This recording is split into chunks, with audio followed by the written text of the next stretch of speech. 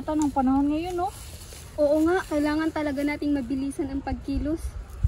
Ay, nako mga pare. Ako pa sa inyo. Tiisin nyo lang yan. Matatapos din ito. Ano ka ba? Hindi maganda ang pakiramdam ko sa gobernador na yun. Subukan mo kayang humingi ng tulong sa boss mong gobernador, pare. Akasabihin mo na mamuhunan ka sa sakahan. Ay, hindi. Ano ba kayo? May balak rin naman akong tapusin yung trabaho ko dun sa gobernador na yun. Kaso nga lang, si Julia, ang lit pa. Kailangan ko pagpatapusin yun ng pag-aaral. Kahit na maliit ang sahod, kahit na inaabuso kayo nun, Hindi naman yung gobernador ang nang-aabuso. Ano ba kayo mga pare? kahit na isagani, anong klaseng amo? Huwag niyo na lang, tiisin niyo lang muna yan. Matatapos rin tayo dito. Pumunta muna tayo doon.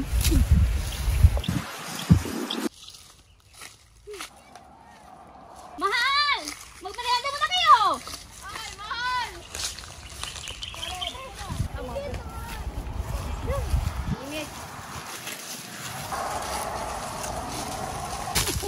Napakainit. Ito kasi isagani. Napakainit talaga sa panahon. Sinabi mo pa.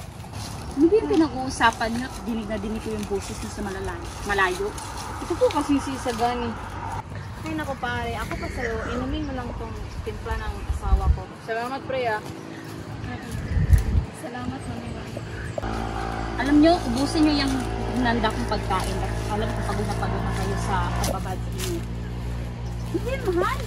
Ay, sa pawis ko. Kawawa ka naman. Init kasi. Pinikod mo. Mare, pare, uwi na kami, ha.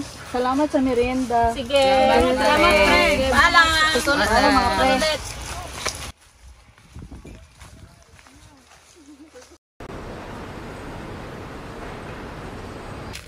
Pupunta kami sa opisina bukas. Ha? Bakit? Magsasawa ka ba kayo bukas? Mag-iisang buwan na din yun, ha? Nagre-reklamo na ako. Ay nako, magpo-protesta kami bukas. Bakit naman? Ito kasing boss namin. Pumunta kami sa opisina niya para hingin yung sahod namin. Sabi niya, hindi niya pa daw mabibigay. So susunod pa daw na buwan. O, hindi ko alam. Basta daw, kung kailan magbubukas yung ipinatayo niyang palengke, doon daw kami bibigyan ng sahod. Ang problema, sa susunod pa ng buwan, ang pagbubukas ng palengke. Ha? Ganun ba?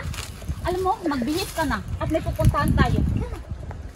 Papa, pupunta ka ng lungsod bukas. Oo naman. Asawa ko, huwag kang magbadali. Ako nang bahala sa lahat. Ay, naku, init. Hoy mga pare, magandang hapon. Magandang hapon sa pare. Isagani, Ano yun? hindi natin matutuloy ang protesta. Ha? Bakit? Isagani, paumanhin. Ayaw namin mawala ng trabaho. Anong pantustos namin sa aming pamilya kung mawawala ang trabahong to? Tama. Ha? Eh, di ba napag-usapan na natin to? Okay lang sa'yo sapagkat meron kang kaya dahil meron kayong sakahan. Pero kami, paumanhin, isagani, hindi talaga matutuloy itong protesta. At nangako naman ng ating boss na magbibigay siya ng ating sahod. Maghintay na lang tayo sa loob ng buwan na ito. Oo, tama.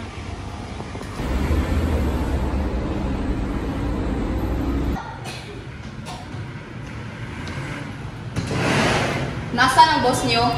Wala pa po dito si Mary Gray. Nasaan nga siya? Wala pa nga po si Sere. Hindi ako naniniwala. Boss! Boss! Baka yun daw po yan. Tanong sa sahod namin na. How dare nyo para magsalita talaga ganyan? Diba't sabi ko natin nyo maghintay kayo. Boss, sana maintindihan niyo. May pamilya rin kami binubuhay. Ikaw yung gago! Umalis ka talaga kung baka ano pang magawa ko sa'yo.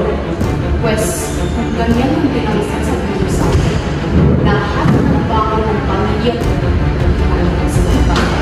Opo, mamunin sa gani! Alam mo naman naman sa'yo.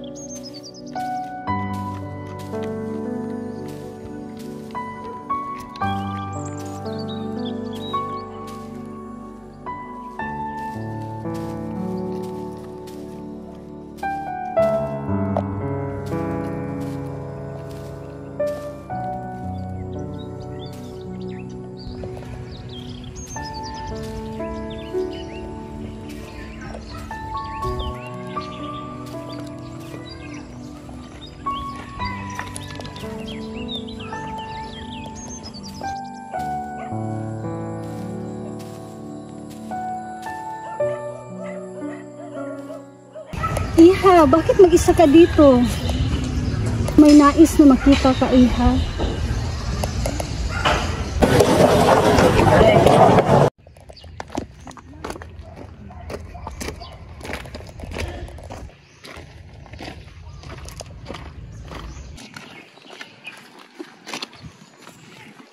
Hi langga, ako si Teresita, ang magiging mami mo.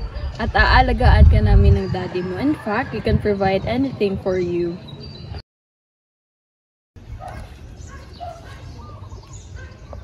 Come here, sweetie. Can you say mommy? Mom. Again, can you say mommy? Mom. From now on, you'll not be Julia, you'll be our Caroline. Right? You will be our new daughter. Yes.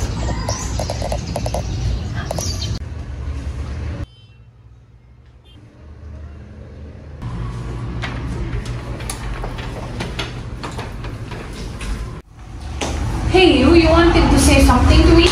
Harold, I found something mystery, a lead for the killing mystery of the Reyes family. Ha? Ano yun? I've talked to the workers under Ibrahim Alfonso, and they were dead, ma'am. May napapansin akong kakaiba sa pakikitungo nila sa akin. Para bang takot sila magsalita, ganun. Kaya nag-imbestiga ako. And I found out, ilang buwan nang silang hindi nabibigyan ng sahod. At may 2 katrabaho silang nawawala. They went missing without a single clue. Well, that's the case. Magandang balita yun. Kaso, masyadong delikado. Ano pa? Well, I found this. Ano to? Resignation letter? Oo. Ni Isagani Reyes? Oo. Under ni Ibrahim Alfonso? Oo nga. Putang ina! Come on, Silvestre. I smell something fishy. Your guts are right. Ha? Anong ibig mong sabihin? Mr. Reyes went to the office of Mr. Alfonso at night and was never been seen going out of the office. The same with Mrs. Reyes. She entered the office and never went home. How did you know? Well, let's face that you're right. May ebidensya ka ba? Well, I have the CCTV footage here in my phone. Paano mo nakuha yan? Well, I have many ways.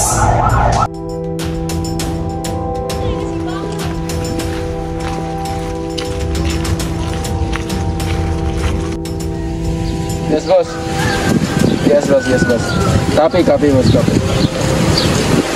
Yes, sir. Yes. Coming. Target coming. Coming, target.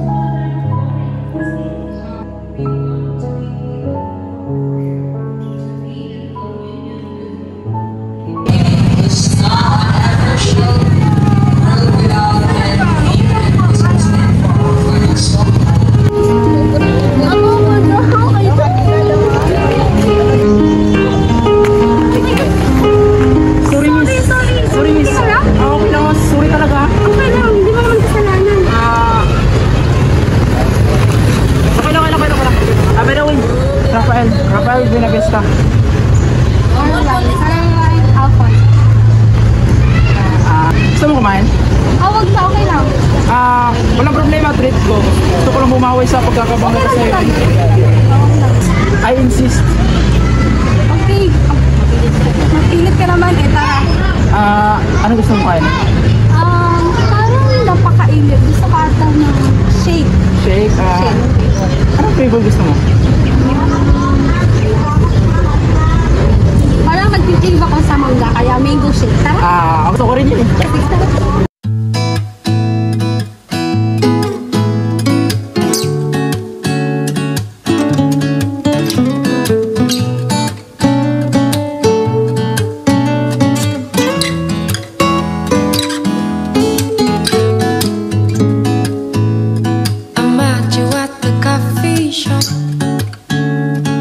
First was nothing special. Me and my friend, and you were the same, and that day goes by. The second time we met again, there you look so fine. I felt my heart trembling, and I know this time.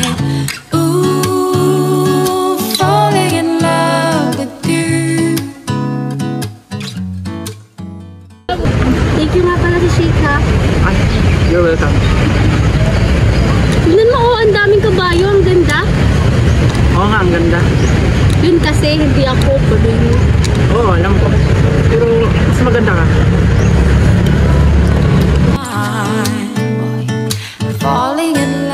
Kumusta naman sa opisina nyo? Okay lang kuya. Marami tayong mga tao na magagaling. Ako din naman. Hello, where's Caroline? She's just fixing herself. She'll arrive soon. Ito lang ba yung ulam? Hi, Mom. Hi, Dad. Hi, Tito. Hello. Ang ganda naman talaga ng pamangkin ko. Malayo nang una ka namin nakuha sa ampunan. Thank you po, pero ano ba ang ampunan? Nothing lang. Alam mo na, matanda na yung tito mo eh. Gusto ko sanang mag-ampon para naman may anak ka. Tama. Alright. Anyway, Mom and Dad, do you know that I met a guy yesterday and I love the way he's so gentle and caring to me. Kumusta na ba ang anak ko? What's his name, Ling? Mahal mo ba? Kung naman, Tito, kakakilala ko lang kahapon. Mahal agad. Just kidding, Ling. Alam na, seryoso mo naman eh. What's his name again? Rafael po. Rafael? Opo. Rafael Julius Benavesta. Anong pangalan ng ama niya? Sa pagkakaalala ko po, Sylvester Benavesta po.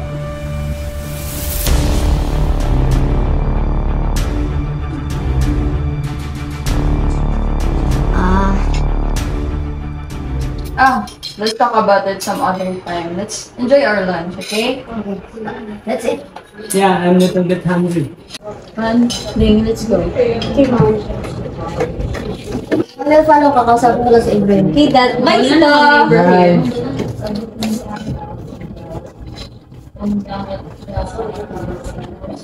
Akala ko pa walang pamilya sa Silvestre. That's what I thought, kuya. Gawin mo ang dapat mong gawin. Ayaw kong sumabit at masira yung pangalan ko. Akong bahala, kuya. Lalo na at nagmabutihan na sila ni Lane. Okay, do your job. I trust you this, Ibrahim.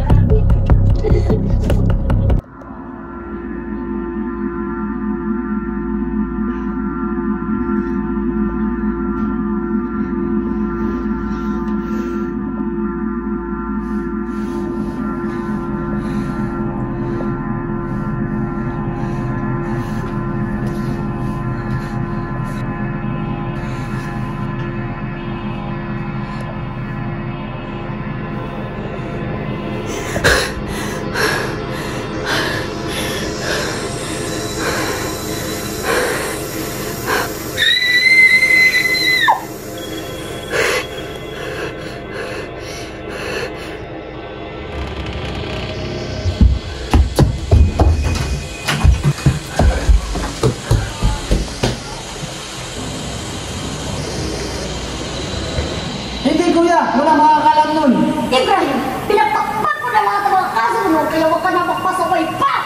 Anong gagawin? Eh, ikaw marunong sa yung magaling sa gagawin. At sinabi mo pa kayong prinsyawana! Ginusto mo naman yun eh.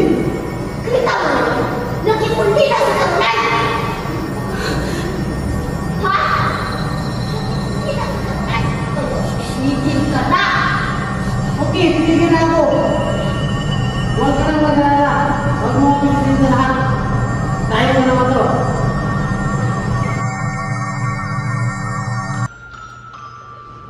Make sure he's not breathing. Dad? Or else. Dad?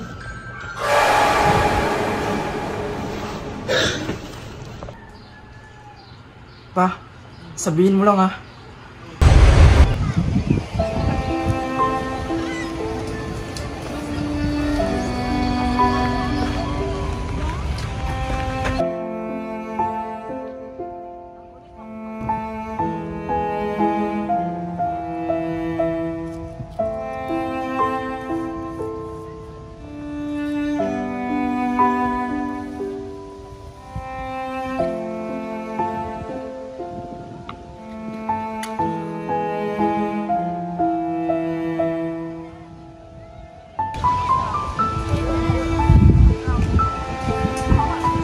Pa, you don't deserve this.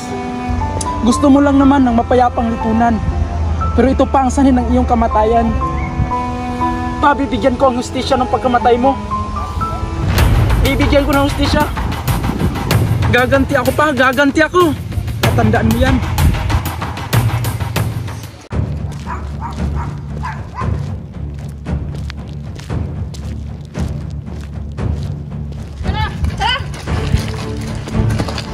Anong ginagawa niyo dito sa bahay ni Gob? Bigay yun ang sahod namin. Wala dito si Gob. Oo nga, halos walang buwan na yun. Wala siya dito. Puro kayo pangako. Alis kayo, alis kayo dito. Wala dito. Wala siya. Wala dito. Wala dito.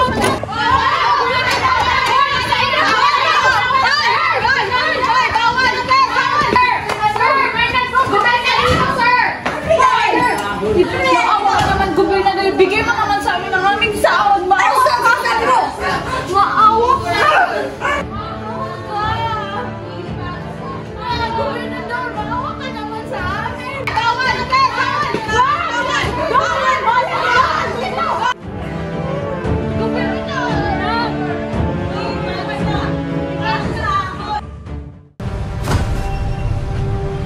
Sumigaw ka't basag tong bungo mo. Sino ka ba? Anong kailangan mo? Pera? Marami ho ako nun. Who are you? Ako lang naman. Ang anak ng pinatay mong si Silvestre. At ang mga inusinting tao. Please, naawa ka. Bakit? Naawa ka ba sa ama ko? Huwag mo ko patayin!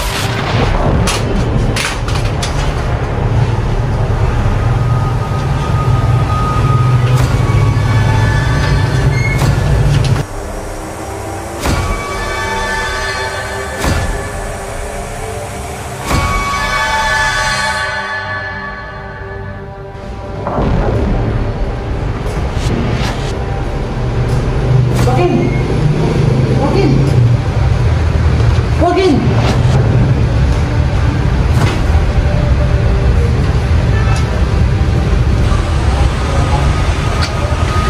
Sino kayang pumatay nito? Dad, magandang umaga sa'yo. Ngayon, nagbago na ang lahat. Napaghiganti ko na po kayo sa mga taong bumaboy sa inyo. Sayang lang po kasi wala na kayo sa tabi ko. Pero ngayon, puro masasayang araw na po ang darating sa buhay ko. At sana kung saan man kayo ngayon, sana ho masaya rin ho kayo. Salamat po sa inyo.